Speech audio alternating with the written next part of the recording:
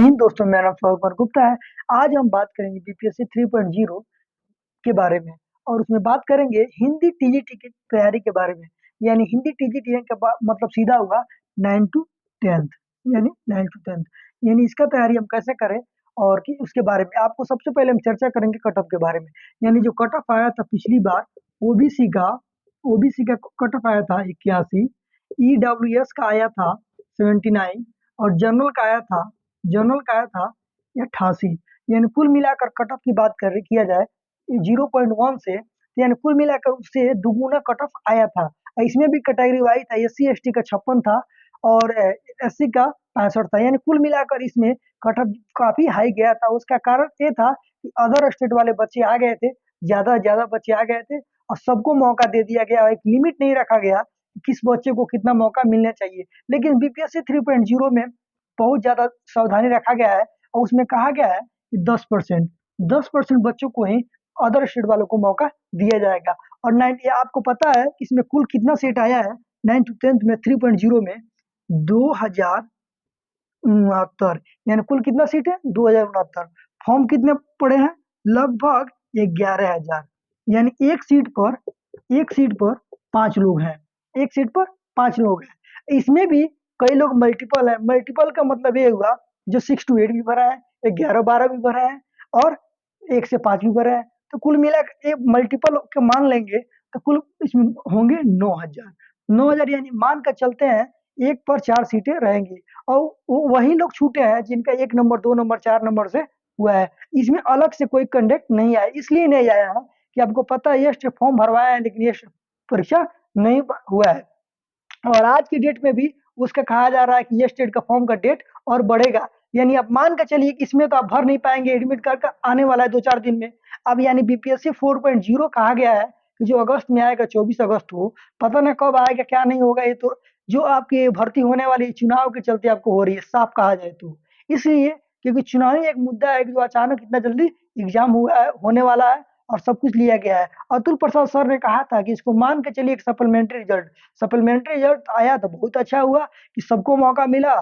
सबको मौका में क्या है, जो नए लोग आए हुए हैं सबको मौका मिला है। तो नए लोग तो इसमें नहीं आएंगे क्योंकि आपको पता है नए लोग कहाँ से आएंगे, जब नए लोग स्टेट देंगे तभी तो आएंगे। हम तो यानी जो लोग भी पुराने होंगे वही आएंगे। और हम स्पेशल जो बात करने वाले हिंदी के बारे में। अब हिंदी की तैयारी हम कैसे करें और उसके बारे में हम चर्चा करने वाले हैं। सबसे पहले हम किन बातों का ध्यान दें, यानी आप परीक्षा दिए होंगे तो आपको कौन सा गलती हुआ है कि चलते आपका सिलेक्शन नहीं हुआ, उस बारे में ध्यान दीजिए और ज्यादा सोचिए मत। पेपर को सबसे पहले उठाइए और एनालिसिस करिए क्योंकि 15 दिन है आपके पास। पेपर उठाइए और उसमें देखिए किस टॉपिक से, पहले ध्यान दीजिए टॉपिक की, टॉपिक यानी अब किस टॉपिक में आपका क्वेश्चन गलत हुआ है। टॉपिक का मतलब ये हुआ जैसे समास, पहले आते हैं समास। समाज से पहले देखिए कि समाज से कितना क्वेश्चन पूछा है, तो समाज से उठाइए 2। तो अगर 2 क्वेश्चन पूछा है तो आप मान के चलिए कि समाज से 2 क्वेश्चन पूछ सकता है। फिर आइए अलंकार। अलंकार ऐसे ही सारे सारे टॉपिक के अनुसार क्वेश्चन देखिए और मिलाइए कि किसमें कितना क्वेश्चन आया है। तो मैंने भी बीपीएससी 2.0 का क्वेश्चन एनालिसिस किया हूँ हिंदी का, तो उसमें मैंने देखा हूँ कि लगभग 37 यानी 37 नंबर व्याकरण से पूछा है। कितना?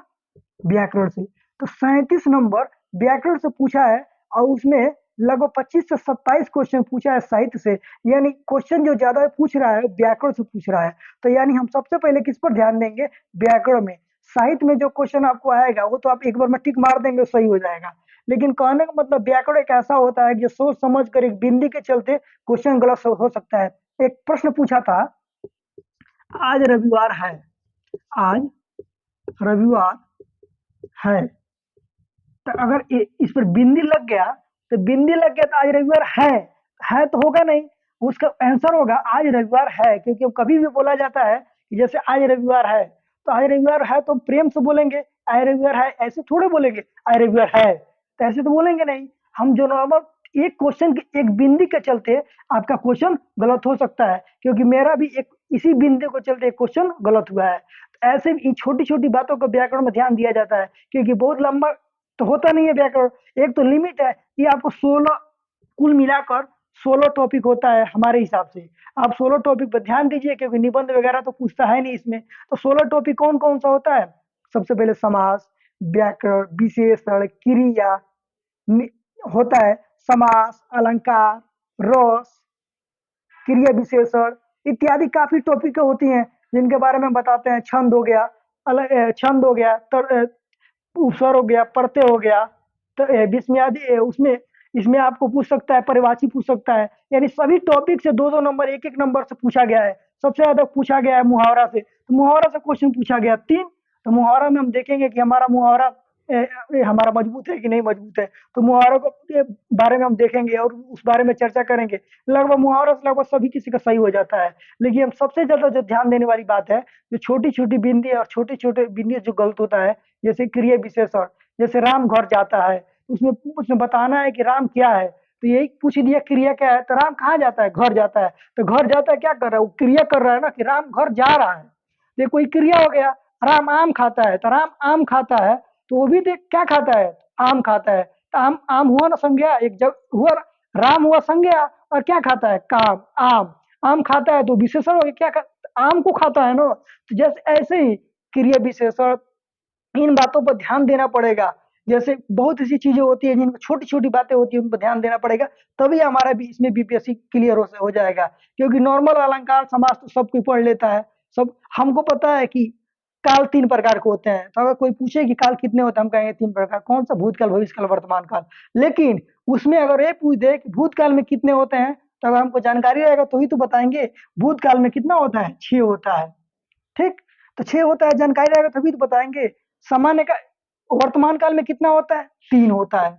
भविष्य काल में कितना होता है, 2 होता है। तो जितना अगर आप जानकारी है उसके अंदर प्रश्न पूछ रहा है। जैसे राम खाना खा रहा है, तो राम खाना खा रहा है, तो अभी तो खा रहा है, वो सामान्य हो गया। अगर पूछ दे कि राम खाना खा रहा होगा, तो ये होगा का मतलब ये नहीं होगा कि भविष्य की बात है। तो वो राम खाना खा रहा होगा, यानी हम संदेह कर रहे हैं कि हो सकता है राम खाना खा रहा है। यानी हम पूरी अंदाजा भी तो नहीं किए कि राम खाना खा लिया है। राम खाना खा लिया है यानी पूर्ण हो गया। पूर्ण एक होता है पूर्ण काल, तो पूर्ण काल का मतलब ये काम कर चुका है। और अपूर्ण का मतलब है कि अब वो काम नहीं किया है, तो राम खाना खा रहा होगा। जिसमें पूछ दिया, जिसमें तो जैसे कि आपने पढ़ाया पढ़ाया होता तो हम पढ़ लिए रहते। आपने खाना खिलाया होता तो हम खाना खा लिए रहते। तो कहने का मतलब कि जिसमें तो आ गया, तो उसमें एक संदिग्ध हो गया। कहने का मतलब कई चीज होता है। तो ये चीजें, ये छोटी छोटी बातों को ध्यान में रखकर अपने आप को अ, आगे बढ़ाना है। और जो भी छोटी छोटी गलतियां हुई उस पर ध्यान दीजिए। और अपने परीक्षा को पास करने के लिए ट्रिक यही है कि सबसे पहले क्वेश्चन आंसर को उठाइए, और क्वेश्चन आंसर से टॉपिक वाइज देखिए, एक एक टॉपिक। इधर आप क्या करिए, यहाँ एक नंबर बनाइए और यहाँ लिखिए समास। समास 2 नंबर। दूसरे नंबर पे लिखिए अलंकार। अलंकार 3 नंबर। यहाँ लिखिए विलोम। तो विलोम से कितना पूछा है, तो एक। तो यहाँ एक ऐसे ही लिखते जाइए, नीचे तक लिखते जाइए, जितने टॉपिक है सबके बारे में लिखिए। क्रिया में 2 क्वेश्चन पूछा था, क्रिया से, तो क्रिया 2 लिखिए। यहाँ पर मुहावरा देखिए, मुहावरा से आपको 3 क्वेश्चन पूछा था, तो यहाँ पर मुहावरा लिखिए। तो इसी टॉपिक बनाइए और इसी हिसाब से आप लिखते जाइए। और इसी अनुसार अपनी पढ़ाई को करिए, क्योंकि आपकी इस तरह मजबूत होगा। क्योंकि मैं भी इसी तरह पढ़ाई किया हूँ। कि हो सकता है हो चाहे ना हो, लेकिन अपनी पढ़ाई को अच्छे से करना चाहिए। वो तो ऊपर वाला किस्मत के हाथ में होगा, तो हो जाएगा, नहीं होगा तो और मौका मिलेगा। लेकिन अपने आप को 100% दीजिए। और धन्यवाद।